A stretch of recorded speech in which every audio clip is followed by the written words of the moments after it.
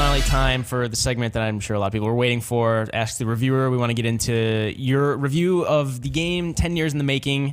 My review was 10 years in the making, yes. Your review, you just submitted draft after draft for the past 10 years. They gave him a review copy 10 years ago. Super advanced copy. Yeah. All right, Pete, let's dive into it. You gave it an 8 out of 10. You like this game a lot. Tell me about it. What's good about it? What's good about it?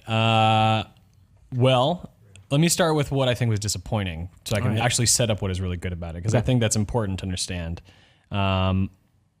As I said in the beginning of my review, a lot of Final Fantasy games are remembered fondly for their story and their characters. I did not find anything in this game that struck me as memorable or original or that's surprising. Like, I feel like I've seen these stereotypes before, like the main cast that you're rolling around with.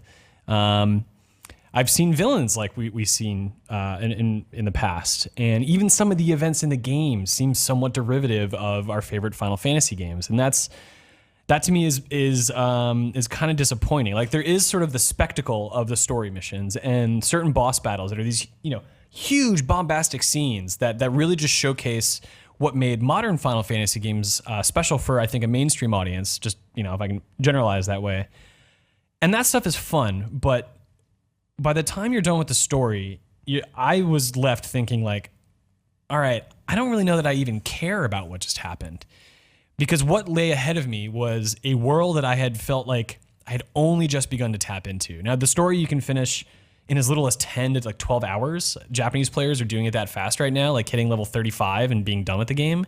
I spent a little more time to meet the recommended level caps, and it took me just about 30 hours, a little bit more. But since then, I have played 35 hours just exploring the world to finish side quests, but not just for the sake of finishing them, but to in effect grind so I can get to the high level stuff that I found just wandering around the world. Like, you find crazy difficult dungeons, you find huge monsters, and all you can think about is, man, someday I will be able to get to the bottom of that dungeon or defeat that monster and see what I get as a reward, or even see what I am capable of as a player in this world. And it's those pursuits long term that kept me going and keep me going. I have 2 major optional quest lines left that are promising to give me the best of everything that I want out of this world, which is equipment and crazy battles. And some of the dungeons, I was looking through a strategy guide today to solve a mystery that I hadn't been able to solve up until this point.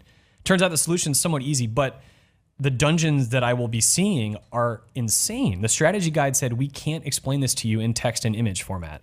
We've prepared a video because this dungeon is so hard to interpret.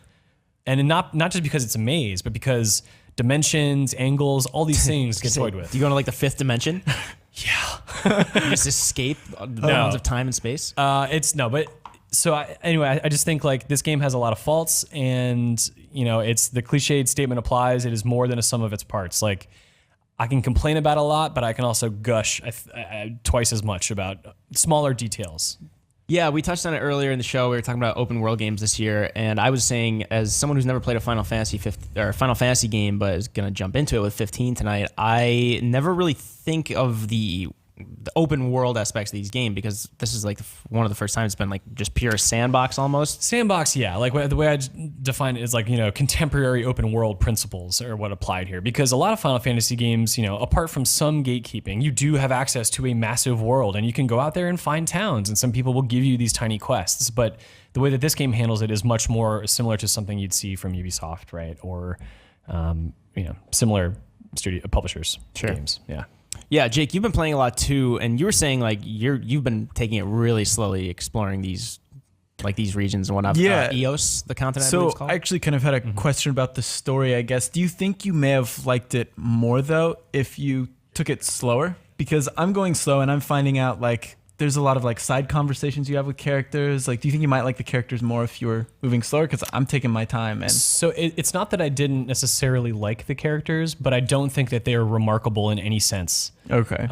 Like Prompto, for example, is a very sort of like, uplifting personality to be around. Like, you win a difficult battle and like he sings like the classic Final Fantasy victory song. And that's like very charming. Like, I like that. But, like I look at Ignis and I look at Gladio specifically.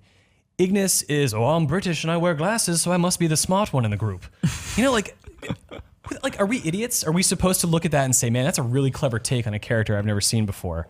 And now there are times where these characters get a moment in the spotlight to show a different side of themselves. But again, those don't feel like they warrant any like serious acclaim from me. So I think like there is some charm to gain by spending time with these characters. But by the end of the story, when you've seen everything that they have to say and they begin repeating themselves, and you've seen all the story moments that they're involved with, you're left wondering, wait a minute, they showed me this side of them that I didn't see before, and then it went away. Then they went back to the same person they were, and I got nothing new out of them. It just felt like a very fabricated, artificial moment. Yeah, before I actually came in here, I had an interaction with Prompto. It was like at one of the hotels or whatever, and it was like a lot deeper than normal because normally, like you're saying, like we go into a battle and he's singing or he's like, oh, this is fun or whatever. But then right after that, it's back into battle and he's like chipper again, even though he just had this sort of deep conversation with Noctis. Exactly. Yeah, it's surprising. I think when you look back, I feel like I'm reiterating so much my review. I apologize for those who've read it. But if you look back at like some of the best characters in the history of Final Fantasy games were your sidekicks, were the supporting cast, because they not only offered something very different from the main character, but very different from people we know in the real world, right? And I feel like so much of what we look at here are stereotypes we've seen in media and stereotypes that are based on like real world people in some sense, if that makes sense. That's a bit of a stretch, but well, I don't know. After reading your review and talking to you a lot about this, again, because this is going to be my first Final Fantasy and I'm pretty excited to try it out, but you said like the first 30 hours or so, or like you said, some people are being like 15, but probably like 25, 30 hours is fun because you're going through the main story, you're seeing Eos, this continent. But you also said that like the late game content, these massive bosses, these dungeons, these legendary weapons, that's where you had the most fun, I believe, or where you had a lot of the fun. Like, can you talk about that late game stuff? Like, if we stick around for like 60, 70 hours like you did, what can we expect to see? So one of the things you do in the story, it's an initiative, it's an effort that you start, is you have to go reclaim these weapons that belong to former kings, your forefathers, right? And you find 5 or 6 of them throughout the story. But if you keep just following it, you can finish the game with only that many, right? So that'll leave a whole bunch you need to find. Well, how do you get to them? Where are they in the world, right? So that not only requires a little bit of digging, but it requires you to, I think, take the time to do side quests, because you figure out early on that side quests, maybe the goal itself is kind of trite, but the place it takes you teases you. Like you'll go fight this little guy and you're like, wait, what's that thing just over the horizon? I've never seen that before, right? And it's not until you go into that side quest you see that really cool thing. So the late game stuff is a process of finishing the stuff you didn't do during the story and then realizing like, man, this world is more fascinating than I thought. And so these end game dungeons are, like most of the dungeons in the game, pitch black. The only thing that you can see is whatever is illuminated by your flashlight. Or maybe an enemy appears and the glowing behind their eyes would light up in the dark. And it's that sort of like feeling of this like daunting adventure. And as you improve and as you begin to beat these big things, that's when I kind of began to like my team a bit more, because it definitely felt at this point that like we were fighting a battle together. I didn't care about their personalities so much as I valued what they brought into a fight. Yeah. And that's how I found value in them. And I thought that they each offered something very different. So it's both a personally gratifying thing to be able to beat this late game stuff, but also find a way to actually appreciate the characters that you're rolling with. I do want to touch on the combat, because you said that was a high point of the game and it looks fun from everything I've been seeing. Yes. What do you want to touch on about it? Can you just, I don't know, what do you think about it for people who haven't read your review? Like, how does it work? Because it's all like real time, but you're still swapping between party members if you want to, right? No, not at all. Oh, really? Yeah. So actually what you saw was you can use, what are they called? The special moves, I guess is what they are. And then it swaps that character and you watch them perform. That's what I saw. Back. There's sort of like limit breaks. Like you have a meter that has 3 bars. As your teammates attack, and I think it even builds gradually over time, you can spend certain amounts of that meter to command your teammates to do something. That's the only control you have over them in battle. So and you can only control one of those abilities at a time. You can't have a character with multiple ones, right? So at any given fight, you have 3 possible commands to issue your teammates, but that's it. Otherwise, you're just controlling Noctis, and it is, if you can choose to have not real-time combat, which I'll get to in a second, but for all intents and purposes, it's real-time combat.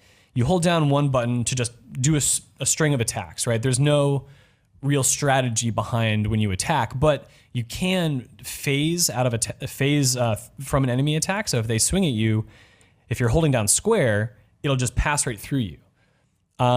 That and the ability to throw your weapon and warp to where it is, or warp attack an enemy from a distance, that all costs magic points. You have to manage Noctis's magic points because when he runs out, he's in a weakened state. So basically what you're doing this whole battle is attacking, defending at the right time, saving and regenerating magic points as often as possible. But a lot of the tougher battles, you have to use a lot of items. There aren't many curative spells in this game. Like, there are no just plain curative spells. Everything is either fire-based, lightning-based, or ice-based, and you have to cast that element and then have a side effect, maybe. So you use items a lot. And to use items, you do stop combat. You press a button and it lets you go through a menu. On the other hand, there's also wait mode, which if you stop moving on the battlefield, the camera will stop, and you have lines between you and the various enemies on the field, and you can take your time and pick which one you want, to target and do something. But that is just so arduous, and it totally removes like what is fun about combat. And actually, you kind of lose what is happening in the moment when you stop to do that.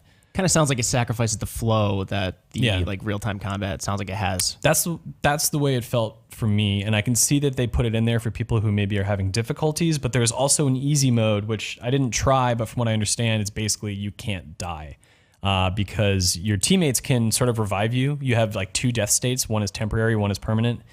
And so I think your enemies or your allies just revive you at that point. Yeah, you just mentioned easy mode. I did want to ask, I mean, it's an RPG, so the more you grind, the easier it's going to be. But what's like the difficulty of this game overall? The story mode is pretty easy up until I'd say the second to last dungeon, if you can call it that, of the story mode, which has the level suggested level requirement jumps pretty high. It's pretty easy, but when you get into the end game stuff, very, very tough. I mean, I am expending, you find some really like crazy restorative items in the world, and I'm sitting there like, oh God, I got to use this thing. Like, I've only got 2 of them after 60 hours, but my party's dying. I'm on my last breath. Like, the enemy is so close to death.